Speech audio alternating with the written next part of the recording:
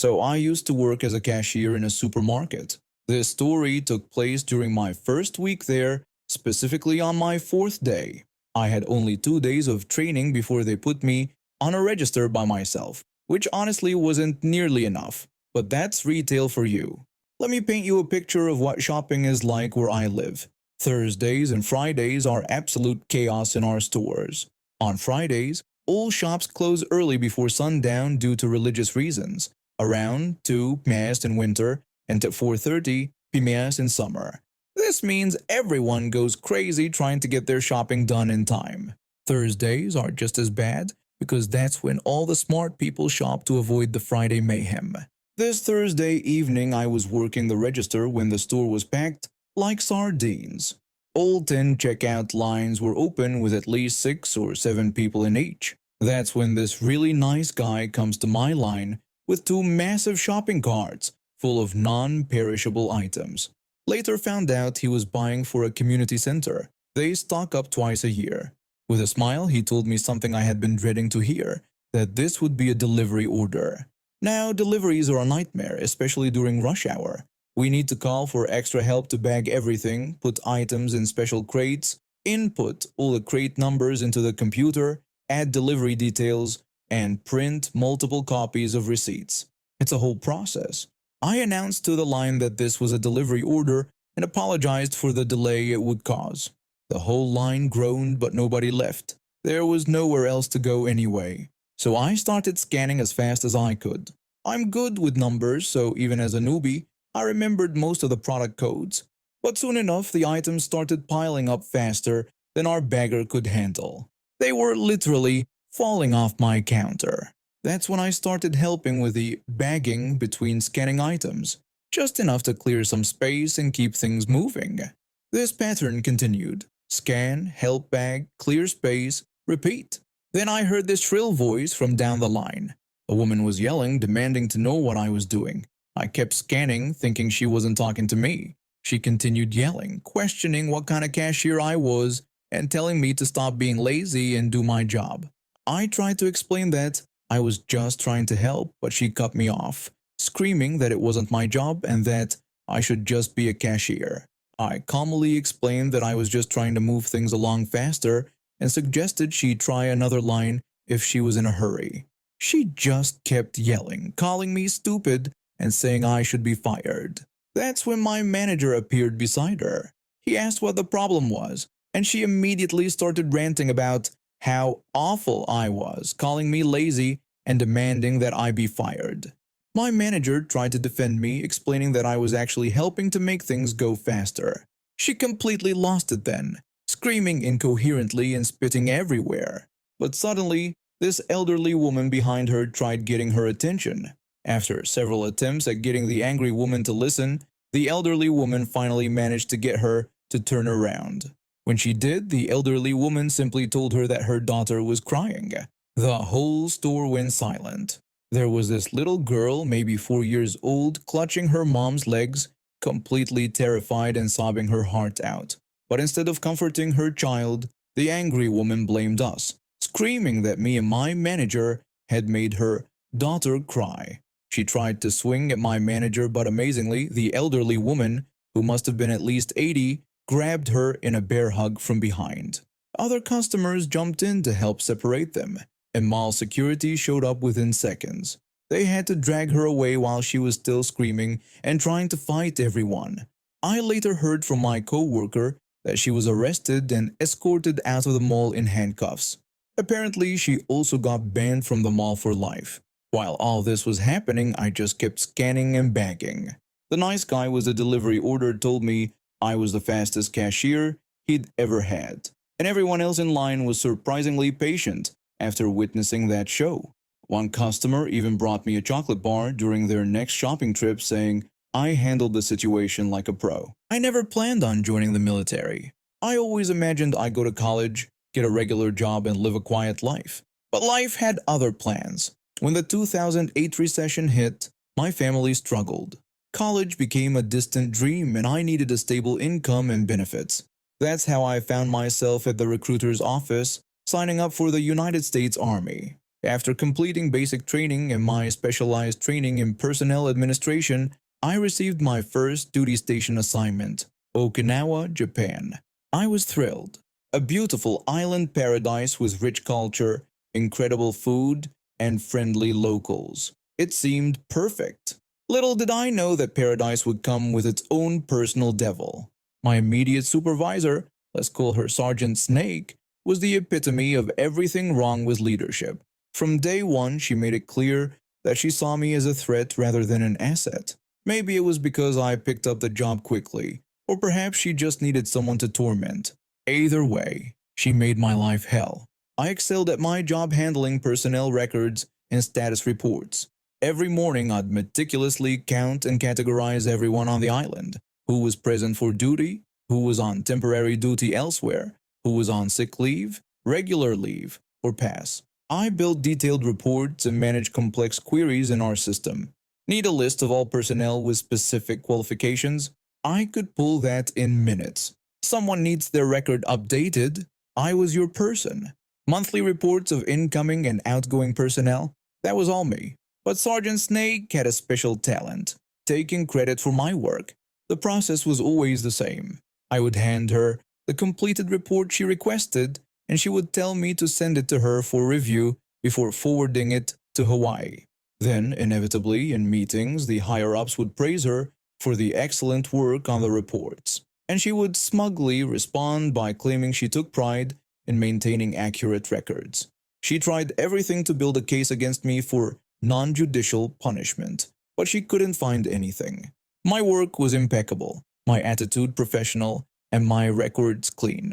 So instead, she resorted to constant criticism and harassment. She would tell me my reports were garbage and order me to redo them. I would submit them again without changing anything, and she would praise the improved version, sarcastically commenting on how much better things were when I actually tried. When my tour was coming to an end, I wanted nothing more than to leave quietly. No farewell lunch, no award ceremony, nothing. Just pack up and go home to my baby. But that would have been too easy. One morning after physical training, my platoon sergeant stopped me and asked about my farewell plans. When I said I wasn't doing anything, that simple response sparked a ridiculous chain of events. Next thing I knew, I was called into an office with my platoon sergeant, Sergeant Snake, and her supervisor. The supervisor demanded to know exactly what I had said that morning. When I repeated my statement about not wanting to do anything for my farewell, he insisted on hearing my exact words. They were actually trying to give me non-judicial punishment for not wanting a farewell celebration. Thankfully, my commander had more sense than they did and shut it down, pointing out how absurd it was to punish someone who was leaving in 2 weeks. But they wouldn't let me leave without some kind of ceremony.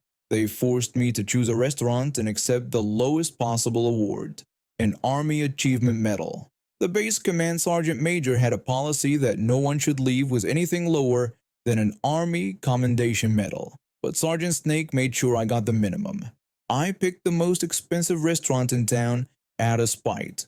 At the lunch, when they presented my award and asked for a speech, I said remarks complete and sat down. Someone in the crowd expressed shock at my brevity, joking that I must be sick since I had nothing to say. My officer in command offered to pay for my lunch, but I just grabbed my baby from the lieutenant, the only person besides my Filipino soldier friends I trusted was my child, and left. I walked straight to the commander's office and told him plainly that it was obvious I was only given this award because the command sergeant major had questioned why I was leaving without one, and they had given me the lowest award possible. When he asked if I wanted to keep my paperwork for my records, I declined. But I wasn't done. For my final act, I bought a small electronic device that emitted random beeps every few minutes. 3 days before my departure, I arrived early, climbed on top of the filing cabinets, and tossed it over the wall into Sergeant Snake's office. Another soldier kept asking about the mysterious beeping sound, while I just smiled innocently and claimed ignorance. I spent my last days listening to those mysterious beeps with pure joy, knowing that long after I was gone, Sergeant Snake would be driven crazy trying to find the source of that random beeping. at least until either the battery died or she got transferred back to the United States. They should have just let me leave quietly. Instead, they got to deal with a mysterious beeping sound that would haunt their office for months to come. Some say to this day, Sergeant Snake still flinches at unexpected beeping sounds. I have a younger sister by 3 years, and while she always had a habit of copying everything I did, I never minded it too much. When I got into dance, she joined dance. When I started playing violin, she begged our parents for violin lessons. Even when I started dating, she somehow always ended up dating guys similar to mine. But this was different. This was crossing every possible line.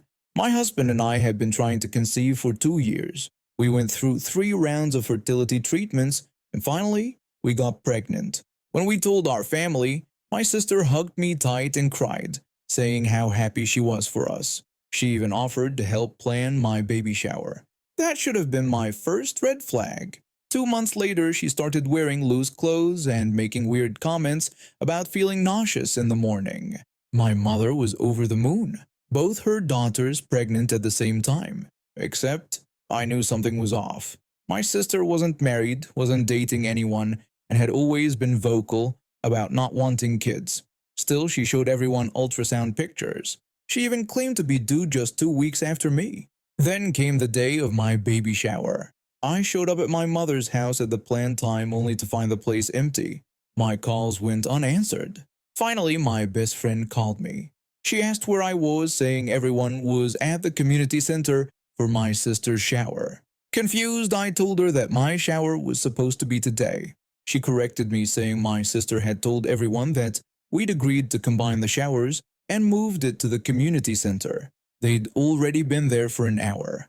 I drove to the community center like a madwoman, and when I walked in, all my friends and family were there, cooing over my sister who was sitting in a decorated chair, surrounded by gifts. My gifts. I recognized the wrapping paper my best friend always uses and the gift bags my aunt favors. I demanded to know what was going on. The room fell silent. My sister looked up completely unfazed. She casually greeted me, saying she was just about to call me. I confronted her about this being my shower and those being my gifts. She had the nerve to call me selfish, claiming that since we were both pregnant, we could share, insisting that I didn't need 2 of everything anyway. When I accused her of not even being pregnant, she got defensive and dramatically held up some ultrasounds as proof. I instantly recognized them as my ultrasound pictures, the ones that had gone missing from my purse last month. That's when I lost it. I grabbed her loose dress and yanked it tight, revealing the pillow stuffed underneath. The room gasped. My sister's face turned red, but instead of shame, she showed anger. She burst out in rage, screaming about how I always got everything, the attention, the love, the perfect husband. And now it was her turn. My mother stood up shaking. She asked my sister if she had really faked the pregnancy and stolen my shower. My sister, still defiant, yelled back that I didn't deserve it because I already had everything. That's when my mother did something I'd never seen before. She walked up to my sister, grabbed her by the ear like she used to when we were kids, and dragged her to the center of the room. She commanded her to tell everyone the truth right then and there. My sister, still defiant, spilled everything. How she'd stolen my ultrasound pictures, how she'd been planning this for weeks, how she'd called all the guests to change the venue. She even admitted to breaking into my email to get the guest list and contact information. The aftermath was spectacular. Not only did she have to return all the gifts, but my mother made her stand there and apologize to every single guest individually as they left. She was banned from my actual baby shower, which was rescheduled for the following weekend. My parents made her move out of their house where she'd been living rent-free and cut off her access to their credit cards. She'd pulled this stunt at her workplace too, claiming maternity leave benefits. When her lie was exposed, she was fired for fraud. She is now living in a tiny studio apartment, working minimum wage, and none of our relatives will talk to her unless she gets professional help. And my baby shower was perfect, filled with genuine love and support, and not a fake ultrasound in sight. I love animals. And after getting laid off from my corporate job during company-wide downsizing, I decided to pursue my passion by starting a pet sitting service. The transition wasn't easy, but I built a solid reputation over 6 months through word of mouth and positive reviews. That's when I got the message that would turn my life upside down. The woman messaged me through my business page saying she needed someone to watch her precious baby, a 3-year-old African gray parrot, for 8 hours each day while she was at work. The pay seemed decent, and I had experience with birds from volunteering at an animal shelter, so I agreed to meet her for an interview. From the moment I stepped into her luxury apartment, I knew something was off. She was wearing what looked like expensive clothes from head to toe, and her apartment was filled with expensive artwork and furniture. The parrot's cage was literally gold-plated. She introduced herself, and I quickly decided to call her Karen because she fit the stereotype perfectly. She started by telling me that her precious angel required the highest standard of care, emphasizing that he wasn't just any bird, he was gifted. I replied politely, assuring her that I had experience with parrots and understood their needs for attention and enrichment. What followed was the most ridiculous list of demands I'd ever heard. She wanted me to prepare fresh organic meals for the parrot, not just regular bird food but actual gourmet dishes with specific ingredients that had to be sourced from specialty stores. The bird apparently needed classical music played during its meditation hour and expected me to sing French lullabies during its 2 mandatory nap times. Then she dropped another bombshell, telling me that I needed to teach the parrot French. She explained that he already knew some basic words but wanted him fully fluent within 3 months.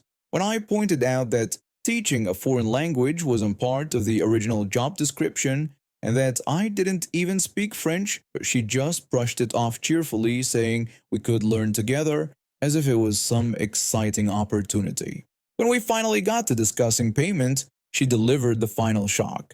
She explained that since I'd be getting the privilege of spending time with her angel, and since she was providing such a wonderful learning opportunity for me to improve my French, she thought the experience itself was payment enough.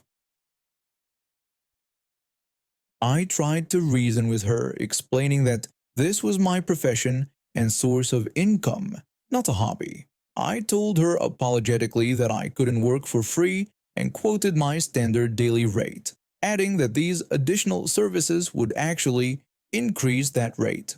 She responded with outrage, accusing me of trying to put a price on love and insisting that if I were a true animal lover, I'd do this out of passion. She claimed she was offering me an opportunity that people would kill for. Against my better judgment, and because I needed the reference for my growing business, I agreed to a severely reduced rate, about a quarter of what the job should have paid. That was my first mistake. The next 2 weeks were hell. Every day she'd call or text at least 10 times asking for updates, photos, and videos of her angel.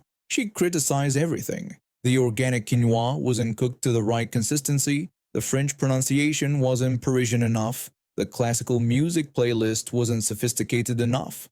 The final straw came when she installed hidden cameras without telling me, and then berated me for taking a 5-minute bathroom break. She sent me an angry message about how I had abandoned her baby for 6 whole minutes, claiming he could have developed separation anxiety. She even had the audacity to ask if I knew how expensive bird therapists were. I quit on the spot. That's when things got crazy.